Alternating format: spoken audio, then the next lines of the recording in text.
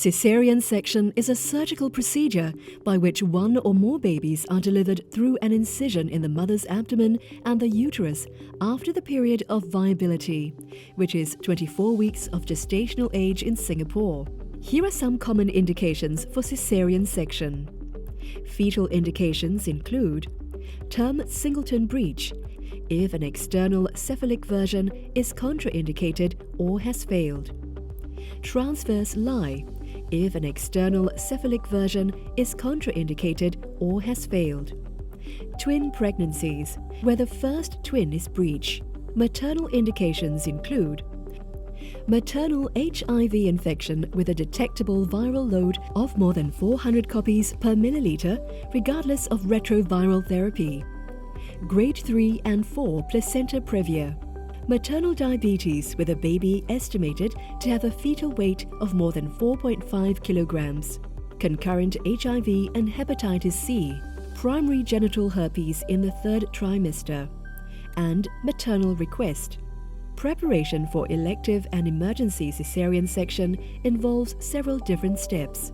These include the following: counseling and obtaining consent for the procedure. Wherever possible, written informed consent for caesarean section should be obtained. Some common maternal risks include persistent wound and abdominal discomfort in the first few months after surgery, increased risk of repeat caesarean section for subsequent pregnancies, readmission to hospital, hemorrhage and/or infection. Common fetal risks include lacerations. Serious risks of a caesarean section include fetal injury or lacerations, bladder injury, ureteric injury, emergency hysterectomy, need for further surgery at a later date, venous thromboembolism, maternal admission to intensive care unit, death. Timing of caesarean section. Elective caesarean sections are usually performed between 38 to 39 weeks of gestational age. For complicated caesarean sections, the surgeon and any additional support, if needed, should be planned well ahead of time. Potential risks of antenatal anesthetic. For high-risk patients, for example, patients with morbid obesity, antenatal anesthetic review must be conducted, as well as day of surgery assessment. Practical aspects of pre-operative optimization. Fasting instructions. Patients must fast for at least 6 hours. Proton pump inhibitors pre-operation. Consideration of risk of hemorrhage. World Health Organization checklist. Full blood count before surgery to check hemoglobin levels and platelets. Group and save and cross-match blood. Procedure. The operator should scrub up. Double gloves should be worn if there is a risk of infection, for example, patients with HIV or hepatitis. A Foley-type indwelling urinary catheter should be inserted and the skin should be prepared using an antiseptic solution. General surgical principles should be followed, including maintain a sterile operating field, maintain adequate exposure, keep tissue handling to a minimum, avoid unnecessary dissection and trauma, achieve hemostasis, and anticipate problems or complications. Skin incision. There are 2 main types of skin incision usually performed during a caesarean section. 1. Phalansteal. The phalansteal incision is a transverse curved abdominal incision with downward convexity, approximately 3 centimeters above the symphysis pubis. 2. Joel-Cohen. The Joel-Cohen incision is straight, 3 centimeters below the line that joins the anterior superior iliac spines. The pubic symphysis is palpated. The incision is made approximately 2 finger breadths, or roughly 2 centimeters above the pubic symphysis, just below the pubic hairline. The knife is held perpendicular to the skin and using a firm, sustained pressure to make an incision into the skin. The incision is straight, just above the pubic symphysis and approximately 10 to 12 centimeters long. A low transverse skin incision is associated with less pain, is cosmetically more appealing, and has a low risk of wound dehiscence compared with a midline incision. Excising a previous scar improves healing and gives a better cosmetic result. A midline vertical incision should be considered if access to the upper uterus is required. Entry to the abdomen. Entry to the peritoneal cavity should be undertaken with care. The subcutaneous fat layer can be incised using a knife or cutting dithermy. The modified Joel-Cohen entry involves bluntly opening tissue layers using the digits to carefully divide tissues. This method of entry reduces operating time and also reduces post-operative febrile morbidity. The abdomen is opened in layers.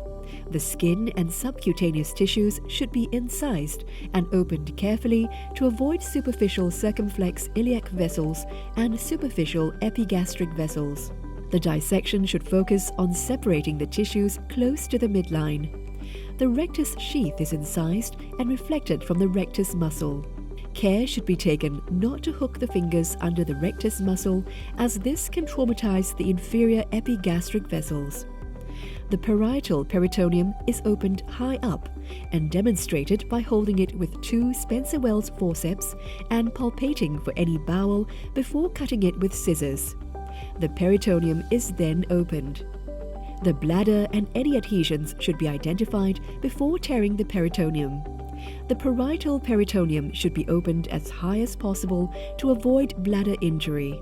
Assess the situation. Assess whether or not exposure is adequate. Adhesions should be identified and the uterus should be checked for rotation and corrected prior to delivery. The uterus usually rotates to the right side. The lower uterine segment should then be assessed for adequacy to allow incision and delivery. Reflect the bladder. The visceral peritoneum that covers the lower uterine segment should be opened and separated digitally. A V-shaped depression should be identified in the midline with fixed peritoneum above and loose peritoneum below. This should be lifted and incised.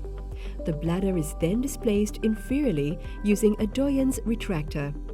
Care should be taken in women who have had a previous cesarean section.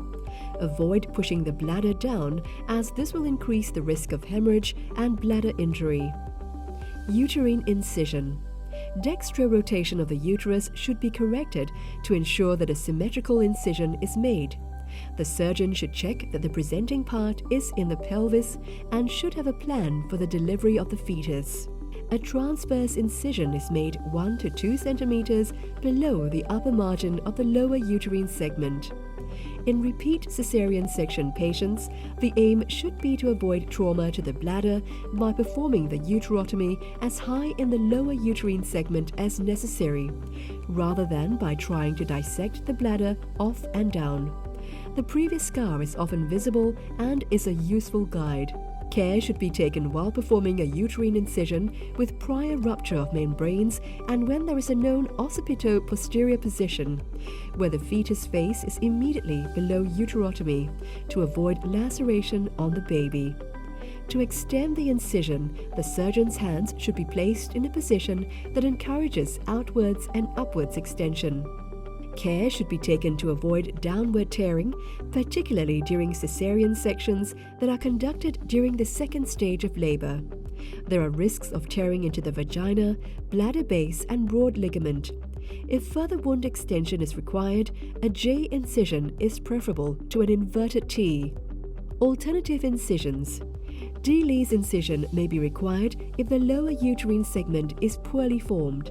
Indications for classical incision include transverse lie in the case of preterm premature rupture of membranes, particularly with back inferior, large cervical fibroid, preterm delivery with poorly formed lower uterine segment, placenta previa with large vessels in the lower uterine segment, severe adhesions limiting access to lower uterine segment, planned caesarean hysterectomy, placenta accreta, increta and or percreta, complicating placenta previa and or perimortem caesarean section.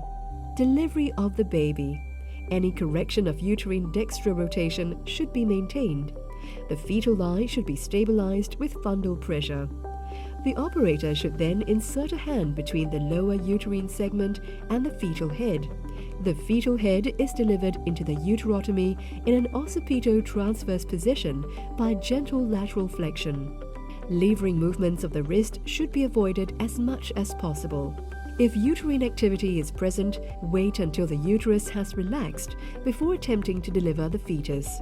The Doyen's retractor should be removed and the fetal head rotated to an occipito-anterior position. The fetal head should be flexed into the wound and delivered.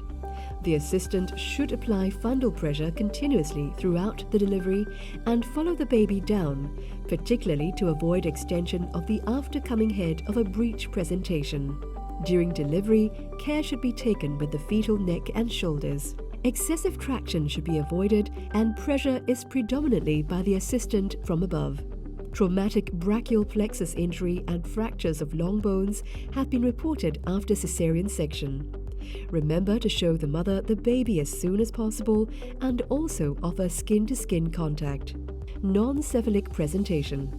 Delivery of a non-cephalic presentation can be difficult. Where the lie is longitudinal and the breech is presenting, deliver the buttocks in the same way as a head is delivered. The assistant provides fundal pressure as they would with a cephalic presentation. The same maneuvers which are employed for vaginal breech delivery can also be used at cesarean section, and it is important to remember that the same principles apply, including gentle handling of the baby and avoidance of excessive grip on the abdomen. Once the buttocks are delivered, if the rest of the baby does not easily deliver, then the legs should be delivered by reaching up and flexing the knees. The baby should be rotated so that the back is up. Loveset's maneuver can then be used to deliver the arms with gentle rotation of the trunk to access the elbows. Delivery of the aftercoming head can be complicated by uterine contraction around the head following delivery of the trunk and limbs.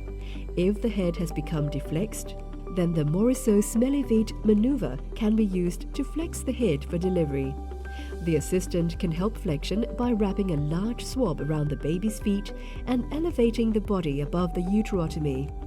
If necessary, the uterotomy can be extended, preferably in a J shape to increase access.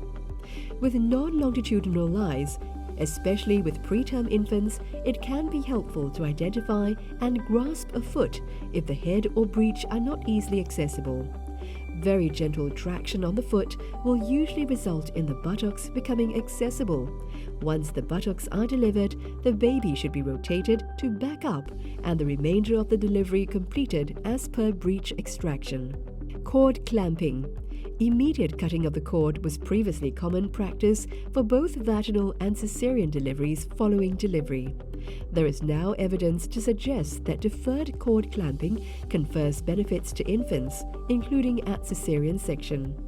In general, deferred cord clamping in both term and preterm infants appears to improve the neonatal iron stores and hemoglobin concentration.